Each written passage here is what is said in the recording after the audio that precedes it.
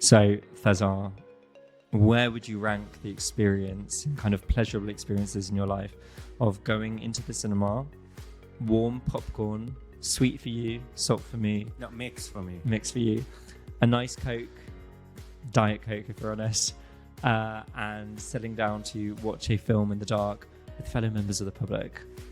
Amazing. Yeah? Yeah. You're a fan? I love it. You love it. Do you prefer it to staying at home and streaming something on Netflix? Well, yeah, because probably if we stream something on Netflix, I will end up asleep. I will fall asleep. That is true. And actually, we're going to be talking about a specific film today, and you did not fall asleep, not even a second. And this film, I believe, has received a good critical reception, and we will talk about that later.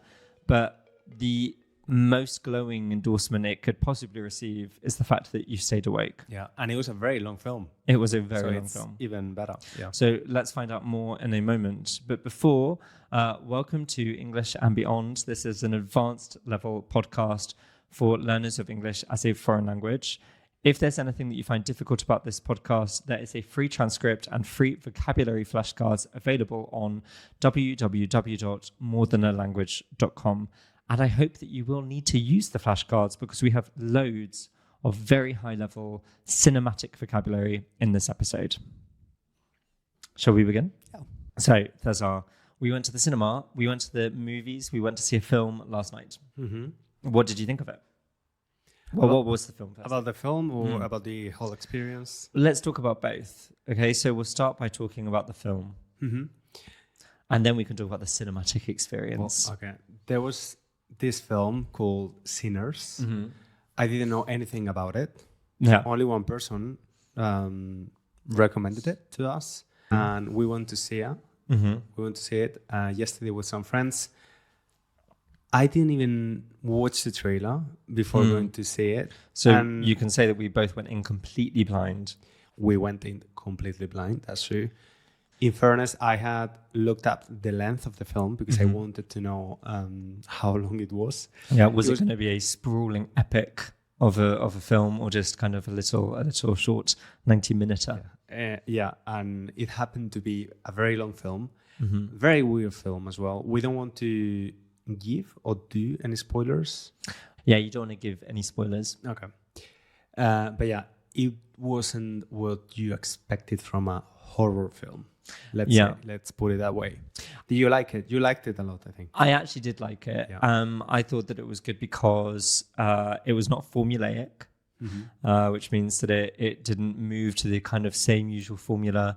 You definitely couldn't say, oh, I've seen this before, hundreds of times. And also because we knew nothing about it, it certainly wasn't overhyped for us. I thought the film was atmospheric. I thought the cinematography was really good. I thought the music was really good. I thought the characters were interesting. The music was amazing as well. Yeah, exactly. There was like an element of you needed to suspend your disbelief, to buy into the context of the film and embrace the weirdness about it. Exactly. But I thought that it was really atmospheric. I thought that it was aesthetically very striking. I thought it was really beautifully filmed. You use a term that I've never heard before. Suspension of disbelief. What do you mean exactly? So it's like, again, without wanting to give away too many details, without wanting to include spoilers in this, there were things that were not the kind of the world of the film mixed a realistic historical world with elements that are not historical. And so you have to suspend your disbelief. You have to say, okay, I'm going to ignore the fact that is not realistic in order to kind of buy into the fantasy elements of the world, I would say. Okay. Yeah. Is it the kind of film that you like to go and see?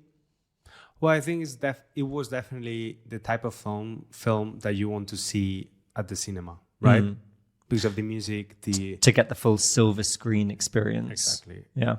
And it's a really, really nice popcorn film. Can you say that? Yeah. I only know that this term because Demi Moore, who's been recently all over the media because she was nominated to the Oscars, she said that she used to be a popcorn actress. Yeah. Which I guess is like disrespectful way to address someone if you're an actor or an actress, not like commercial, like very mainstream, but in a negative way. You're not like an artiste. Yeah. You're just, an actress. So I would say that it was kind of a mix of those, wasn't it? I wouldn't say that it was a popcorn movie in the sense of kind of a throwaway film, a film where you just kind of are not made to think, or you're not supposed to think about it. You're just supposed to sit back and enjoy and be thrilled. I don't think it was that kind of film. No, definitely. Are you someone, would you say that you kind of like films that are quite cerebral?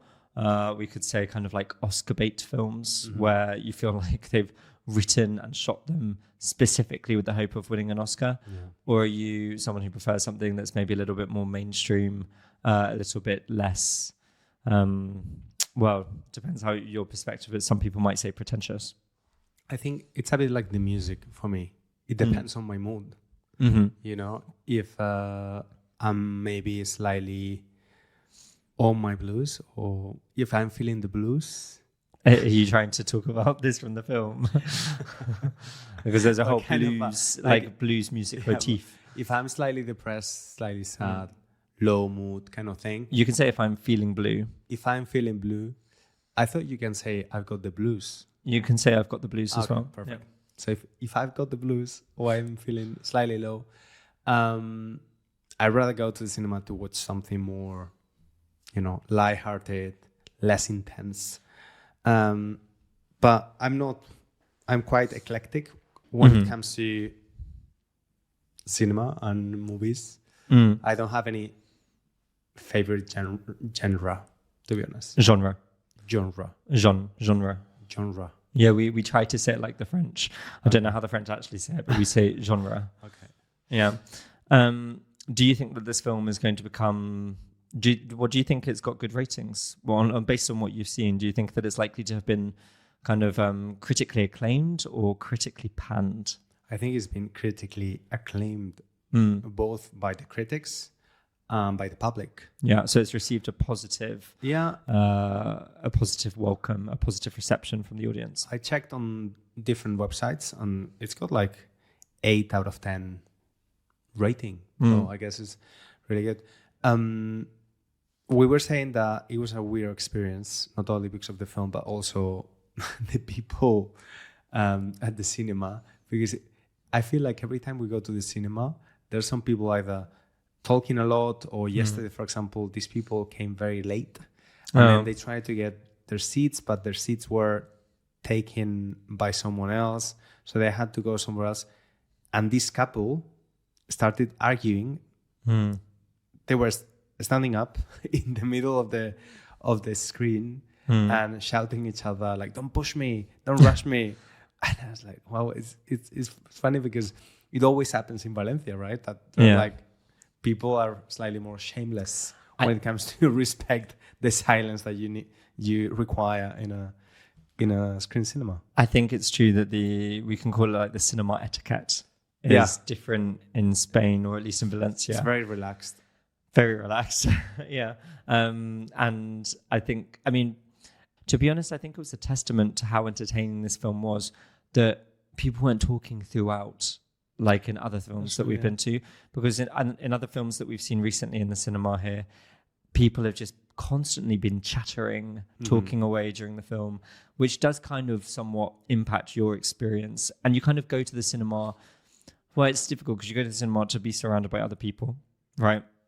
I suppose there's an element also to see the film in true cinemascope, in a widescreen with the kind of high quality sound that you don't get if you just stream the film at home.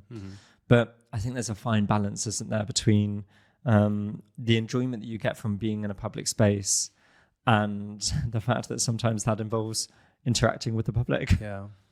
Although I've always found very weird talking about cinema etiquette. The fact that you can eat things at the cinema, especially popcorn, which we always get popcorn. Yeah, and almost always, yeah. Here, it's only popcorn, isn't it? Which I guess you're going to talk about now. Yeah, but I was going to say, because yesterday, as I was eating my popcorn and slurping on my Coke, I was like, this is actually quite disgusting in the sense of you were doing it as well. Our friend right next to me was doing it as well. And it was quite noisy. Yeah. Right?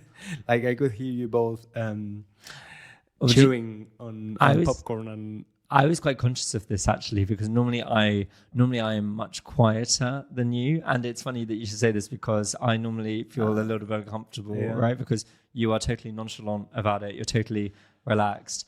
But I actually did think that I was eating it quite loudly yesterday because I was so engrossed in the film that I did have a moment where I was like, oh, I'm actually eating like a little pig. Pigging out of popcorn. I was picking out. Talking about eating, I'm super hungry and my stomach keeps on roaring. Growling. So I'm sorry if this is going through the mic. I mean, I can't hear it here, so hopefully the people at home can't hear it there. But fair enough. Was there anyone in the film that you think kind of we could classify as a scene stealer? Do you know what that means? Yeah. I guess, I mean, I've never heard that expression or term before, but I guess it's like a character that really stands out among all the characters in the film. Well, I think the musician, the singer in the film, the young one, is quite good because every time he sang during the film, you really wanted to listen to him, and it was a really good singer. Yeah, he was a bit of a scene stealer, especially with his when he sang. Yeah. Funny thing is, we went with a group of friends, and the main actor in this film is called Michael B. Jordan. Okay, but he plays two different characters. Because they're twins, right? So I never thought that, it didn't cross my mind the fact that it was probably the same actor. Yeah. But so you thought they'd found some twins in real life? Yeah, because I didn't know he was that famous. But he's quite a big box office draw now. Okay. Yeah, and I think that box office draw, like, because the idea is you draw people into the cinema. Like to draw is to kind of like to entice. Yeah. To attract. Exactly. So he's a box office draw. Do you know what we say when someone is the opposite of box office draw? Box office put off. We say worse than that, really, actually. We say box office poison. Oh, wow. Yeah. Who could that be right now? I think it goes through stages, doesn't it? It's people who... I think it's probably a bit unfair to say it, actually, because a lot of the time what will happen is that you'll have an actor or an actress who will be the main starring actor or actress in that film, and they'll receive top billing, we can say, but then that film will flop. That film will not make a lot of money, and almost to excuse the fact that it has failed, the media and the studio will start to say that it's the fault of this principal actor or actress. And if that happens more than once, then they can get the label of box office poison. But obviously, there are loads of things that make a film unsuccessful. And I think that it's unfair. I remember, I'm not so sure nowadays, but I remember that Halle Berry, for example, was branded box office poison, I think, after Catwoman. Because she had had a series of successes. She'd been in X-Men, she'd won an Oscar. Lots of things had gone well, and then she had a couple of films that hadn't performed so well, culminating in Catwoman, and so I think she was called box office poison. But it's complicated, and it's not really her fault as such. Could we say, because it just came to my mind, a term called washed up actor or washed up actress? I think washed up would imply that they've had a long career, or their career maybe isn't necessarily a long career, but their career is over. And so they're working still, but they're kind of like working in small parts or critically unacclaimed parts. Hallmark films. They could be doing You should explain what Hallmark films are, because I think they're very famous. They're almost like a joke among the Anglo world, but I don't think many people who don't belong to the world. I mean, I'll probably get corrected by our American listeners, because we do have some actual native American listeners. But my understanding is Hallmark is their greeting cards. And so I think that they might actually have a studio as well. So the greeting cards company actually finances these films. But they are kind of very cliched romantic films where it's always boy meets girl. Normally it's kind of set in a small town. Like the girl has come from the city, from her stressful job in the city, and the boy is like a cowboy or a mechanic or something like that. He's also a widower. He might well be a widower, or he's got he has a very paternal relationship with his young niece and nephew, that kind of thing. And essentially they both teach each other that they've been missing something in their lives, that kind of thing, and it all ends up happily ever after. There might be a girlfriend who's not very nice, who gets in the way, or an ex-girlfriend, something like that. It's kind of cliched, quite stereotypical gender roles a lot of the time. Films that are supposed to be feel good. You're supposed to watch them and enjoy them, but they're not things that you're probably thinking about too hard. So a little bit like a birthday greeting card. I see. Yeah. And they're TV movies, no? They're only made for Hallmark channel or... Exactly. They're normally low budget, so they're not being released to cinema. Okay. Thank you. Yeah. So you could say, as I said, that they're formulaic and they're not Oscar bait.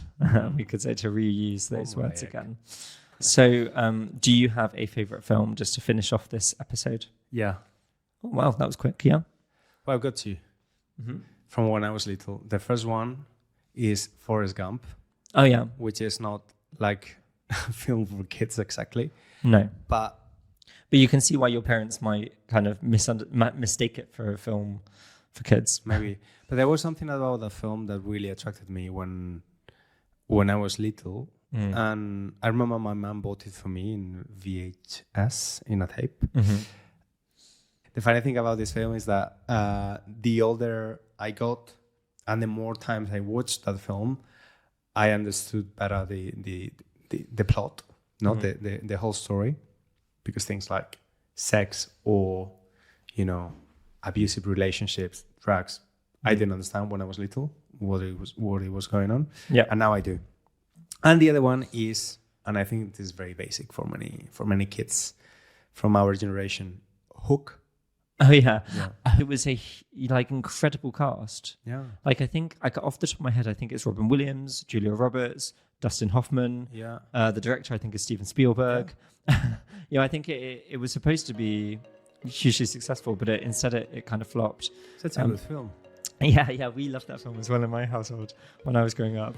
Okay, well, César, we are running out of time. So what is your favorite film? We don't have time for that, I'm afraid. So we'll have to find out in another episode. So thank you very much, listener, for listening. Please like, follow, subscribe, and I hope that this episode with advanced vocabulary has been useful. Thank you very much. Bye-bye. Thank you.